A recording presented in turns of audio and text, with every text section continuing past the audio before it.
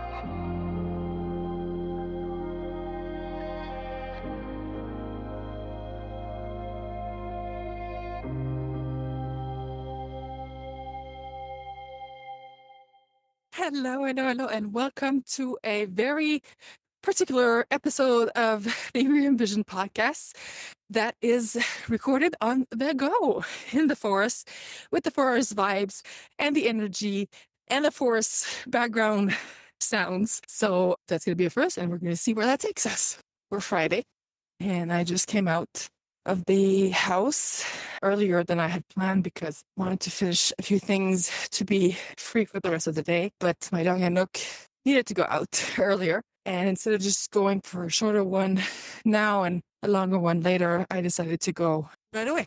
And as I walked out, I was actually before that, as I was preparing to go out, I was hearing some planes going over the valley, planes from the army, because since the Ukraine war started, all the countries that are part of the NATO have, are preparing for if something needs to be done on the other level. And it feels very weird because this whole thing has been going on for over 2 years now. And as I see the planes, and usually you just hear them. So it's not all the time. It's actually like they do rounds. And, I guess this week is the South of Germany turn to do the practice. So usually we don't see them. We just hear them in the valley. It echoes like quite a bit. So as I was preparing, I was hearing the planes. And it's a beautiful day today. That's why they're doing the trials. Almost no cloud in the sky. Super sunny spring day. It's 10 and it's already 10 degrees, maybe a hotter one. And so I came out and all of a sudden I hear the planes and I see one go by. And I'm kind of startled because, like I said, usually I don't see them. And then shortly after, I see another one pass. And it brought me back to when this war started. And the fact that for the first time in my life, when there was things that was going on, as a Canadian, kind of on your little island or country there. And, for the first time in my life when the Ukraine war started, I realized that I wasn't protected. Protected in the sense that when you live in Europe, there is a cohabitation, not just for space, but also for proximity and an amount of countries that you're not used to when you live in a country like Canada, for example, where we only have one neighbor. Like here, with actually a plane is going to start to pass again. Just going to wait for it to pass.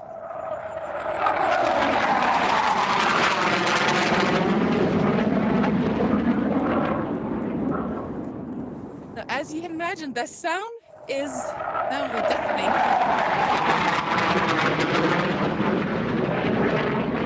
in and of itself, but it also is scary because of the signification of it, because of the meaning of it, because the symbolic of it, right? Like these are war planes in preparation for war. And we've been living here for almost 2 years now. I hear these, I think it's once in a month, but seeing them today kind of really jolt me. It really came down like my core and connected with inner fear, which is kind of interesting because I've been working for the past few months energetically on certain fears stored in my body and how they were, like showing up in different ways because I was acknowledging them for like in a conscious level, but also because when they came into my life, it's like my subconscious deemed that it wasn't safe for me to deal with them. So it stored them in my body. And I'm realizing that past 6 months or so that I'm doing this manual therapy with a physiotherapist, but also energetic work, that a lot of that fear was stored in my body when we transitioned to Germany. Like the whole change of country, losing all my anchors and, moving in a country, a new culture, new language, and basically having all the landing points or reference points that I used to have being taken away by circumstances. And which was a choice that I actually did. But at the same time, there was so much that we didn't expect to happen or not happen, depending on what we were talking about. And on top of it, like a climate that changed, within the first 6 months of coming to Germany. And before, I would have been caught in that fear. And I would have, started to engage in all kinds of like scenarios and really engage in that fear and the disempowerment of how I could see things going, like how many things are out of my control and how many things that, bad could happen. And I would have been stuck in that for a long period of time and forget, or even there was a time in my life where I didn't even know how to bring myself back to the present moment. 15 years ago, I was coping, but I wasn't anchored in who I am and in the present moment. And the mind doesn't make any difference between a real threat and an imagined one. Your whole mind, your whole biology system goes into it triggers a cascade of internal reactions to something that is imagined the same way as it does for something that is real. So whether it is in 3D or not, our mind is able to bring into the present moment if we choose to engage in those fears and project ourselves into the future. That actually also works for the past. So anybody that has trauma that is stored in the body or that is in their mind or in their memories, suppressed or not, your body can bring that into the reality of things. Your mind can bring that into the reality of things. And there is very little space for the present moment to be because in the present moment, there's no threat. So our whole being kind of switched into flight, fight, freeze mode because those timelines are taking up all the space. But the reality of thing is those timelines don't exist. In the 3D manifestation of what's happening right now, the past does not exist. It's only a memory and an interpretation of what happened in the past through the filters of our mind and of our experience and our thoughts and beliefs and patterns and conditioning. Just like the future does not exist either, but we bring it into the present moment. And when I started to do this work of bringing myself back and cultivating being in the present moment, I was kind of doing it mechanically because, I'm a scientist and I read that, the studies showed that mindfulness practice, helps with your emotional intelligence and your sense of happiness and developing joy and all of that. But what I didn't realize was that I was claiming back the space that belonged to the present moment, which also brings me back to my power in the present, my connection in the present, whether it was my connection to my body, whether it was my connection to my soul, my heart, my mind, and gave me back the sense of agency, a true sense of agency to choose how I respond instead of going into counterfeit control, trying to figure out all the different scenarios that play out in the fear and, trying to fix or prepare for everything. You cannot prepare for everything. Like in the execution, you cannot prepare for everything. However, you can really prepare yourself to be grounded, to be anchored, to be solid, to be resilient. and to switch from a reactivity, like to choose that you're not going to react to event, but you choose to respond in alignment with who you be, because there is space they have created in the present moment. There is, even in very dire situations, there is always space, even if it's infinitesimal. That's a hard word. So when you're going into that, I want you to feel it in your body. Now, the way that it shows up in my body is most of my energy lives around my heart and the center of my body. Like it would be like along the solar plexus area, which is the seat of, your will. And when I get into fear and very reactivity, masculine energy, I can feel all of that energy rise up in my body and kind of like want to overpower whatever is going on, like taking control. All that energy that actually builds up further up and kind of like overflows and wants to overpower everything so as to like stop things. And on the contrary, when I get into, hold on a second, I'm going to ground myself into the present moment and I step into my more feminine energy, that energy moves from the center of my body to the lower parts of my body, to my root, to where I'm grounded, to where that space lives, to where I have agency and I can respond and I can choose. When I have a situation where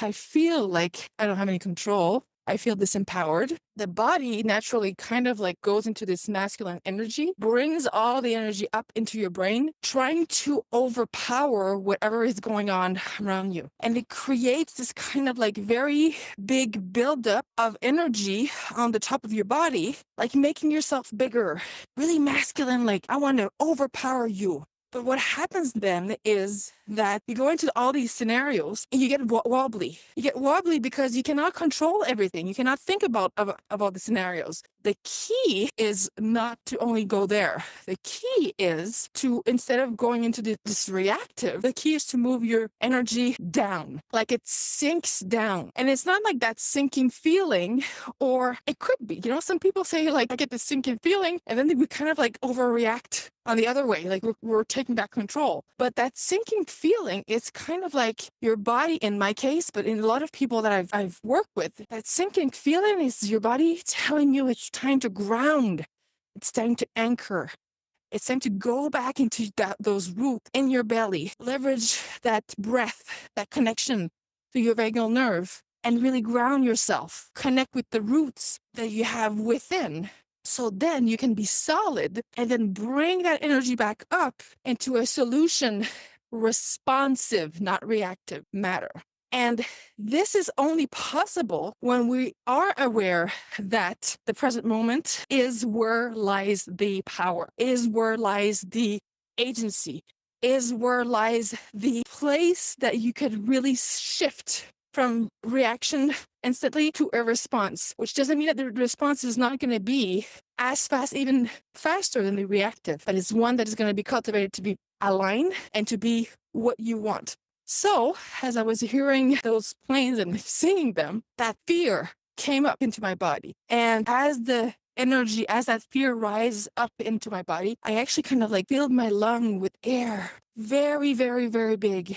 And then as I deflated it to bring back all that energy within my center, within my lower part of my body, to anchor in the present moment and to realize that that fear was not linked to anything in the present moment, then your body can really relax. I can really practice this grounding. So I'm going to let you practice this next time this happens. And it takes some time to kind of figure out, and it's not necessarily right away when you have like a situation where you have big fears. There's exercises if you want. If you're listening to this and you're actually saying, Maria, I would like to have this, just send me an email or reach to me on social media. There's a way of, in a neutral state, there's a way of doing an exercise, a sort of a meditation exercise to kind of create a little bit of discomfort in your body and to play with moving that energy. That would be really, really cool for you to explore. If you're saying, I'd like to have more support around this, I would really gladly send it to you. I'm sending you so much love. Thank you for being here. If you think that this could be useful for somebody that you know, by all means, I'd be honored that you would share this. I love you. I see you. I feel you.